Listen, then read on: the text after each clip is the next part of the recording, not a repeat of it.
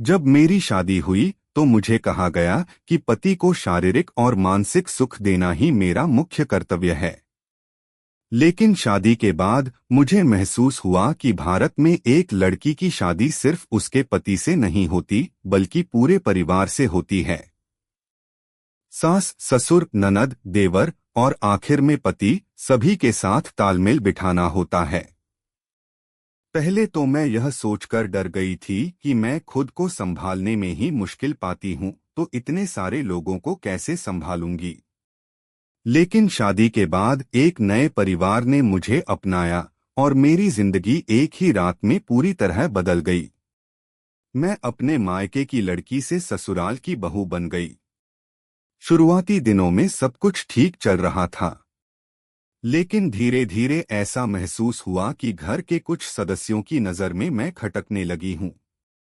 मैंने इस बारे में अपने पति से बात की। उन्होंने समझाया कि सबसे पहले मुझे अपने दिमाग से यह बात निकालनी होगी कि मायका मेरा घर है और ससुराल केवल ससुराल।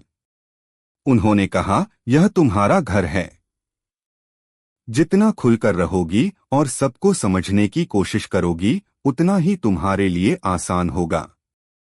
उन्होंने परिवार के अन्य सदस्यों से भी कहा, यह इस घर की सदस्य है।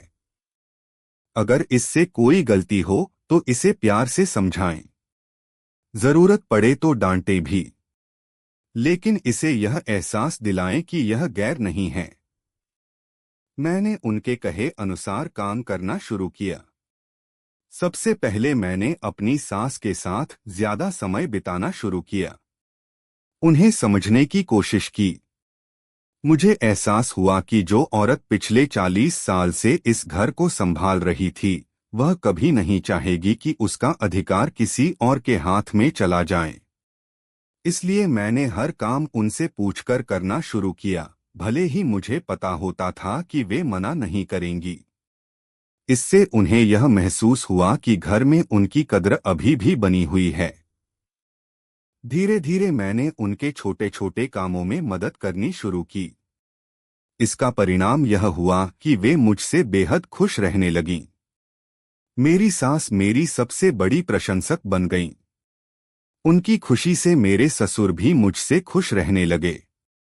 ननद और देवर के मामले में मैंने एक दोस्ताना रवैया अपनाया।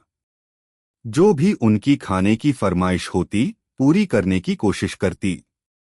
अगर कभी मन नहीं होता तो सास से बोल देती कि वे फालतू डिमांड कर रहे हैं। उनकी छोटी छोटी खुशियों में शामिल होने से वे भी मुझसे